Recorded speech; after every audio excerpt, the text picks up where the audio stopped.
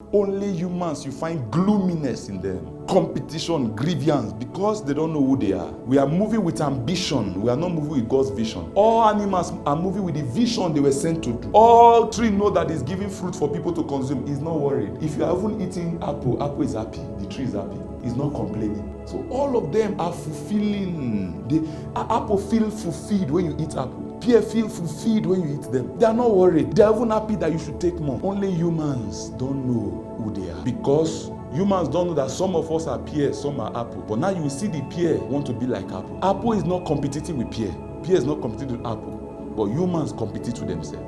There's no mountain everywhere. Your consciousness is the mountain. Once your consciousness can shift, if you see yourself very well, you have trained yourself so much emotionally to worry. It's not a lifestyle. No prayer is answered because you can be worrying and be praying. Oh, how can this be? God say no. That's not how to pray.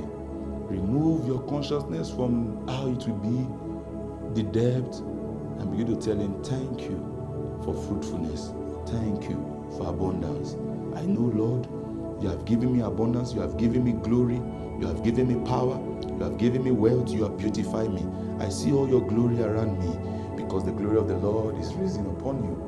These are the things you say in prayer. You don't say the problem. The more you are saying the problem, the more you will be getting weaker in prayer because the problem, you are giving it life, it will be weakening you even in your prayer room there. There is a joy that comes when you start communicating the promises in prayer. When you start communicating that the weak should say, I am strong. I'm not weak, I'm strong. The wilderness should say, I'm a fruitful vine. The desert should say, I am a flood of living water. Are you hearing me, somebody? Yes, sir. You saw that Lazarus is dead. Don't look at it. Say, I am the resurrection and the life. These are the things you begin to say. That is what prayer is. And that is what you should pay attention to. See whether your life will not change. It's an attitude you cultivate. This doctrine are not mine. This is what Jesus was using to do all the supernatural thing. And the Jesus in you is saying, awaken this faculty in me. What are you doing? If you follow everything I've been teaching you this year, your life will change. I'm not lying to you. God saw you looking at the mountain and praying for the mountain to move. And he said, well, don't these people know that they are giving life to this mountain? Why are they looking at the mountain? Let them look at the promise, not the mountain. Tell anybody, look at the promise, not the mountain. In the book of Ecclesiastes 10:10, if the axe is dull, then it means the person that is working will work very hard, will be putting more effort. Now, Jeremiah 51:20 said, ye are my battle axe. Do you see that? You are my what?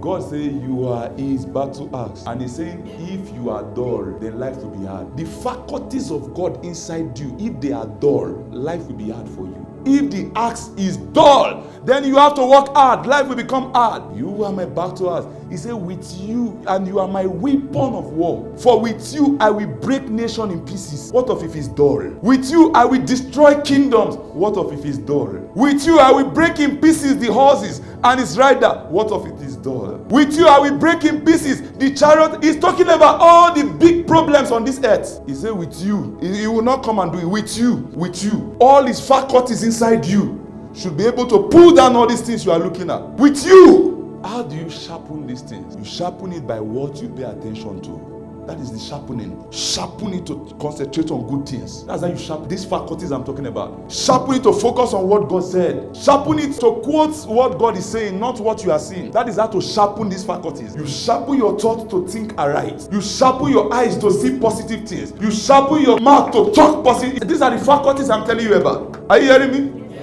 Paul was talking in Philippians 4 from verse 12. He said, I know how to abase. I know how to abound. I know how. This is it. I know how to focus on anything. That's what he's saying. I know how to turn things around. I know how to focus on pain. I know how. You know how to do everything. This is a man that have trained the God faculty in him. I know how to abase. I know how to abound. Everywhere and in all things, I have learned both to be full and to be hungry. Both to abound and to suffer need. I can do all things through Christ who strengthens me. I can do all things. I can decide to concentrate on pain. I can decide to be worried all the days of my life. I can decide to concentrate on sickness. I can do all things. Are you hearing me, somebody? Say, I can change my story. I can change my attention. I can change my situation.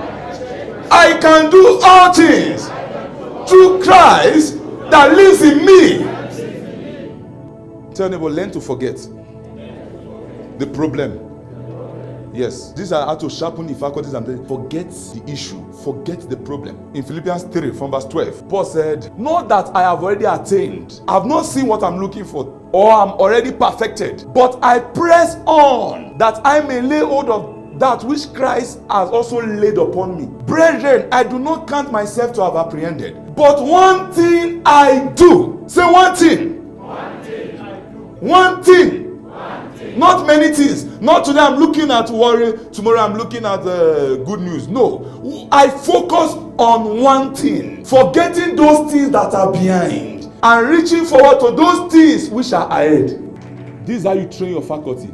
You forget what you don't want. You forget what is going on around you. And you focus on what you want and celebrate about it. Philippians 4 from verse 6. If you don't learn, I don't know how you will learn again. Be anxious of nothing. Tell me about be anxious of nothing. But in everything, by prayer and supplication, with thanksgiving. With what? Thanksgiving. Let your requests be made known to God. And the peace of God, which surpasses all understanding, will guide your hearts and mind through Christ Jesus. Finally, brethren, somebody say finally. Finally. This is how to build these faculties I'm talking about. Paul is the highest consciousness I'm speaking of. He's not a human being. Talking about your highest consciousness. Finally, this is how you can be a God.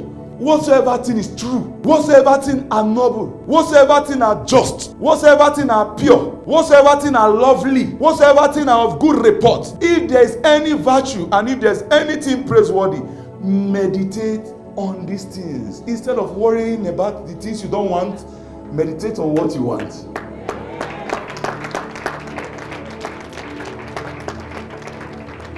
Because anything you enraport yourself with, we find manifestation in your world.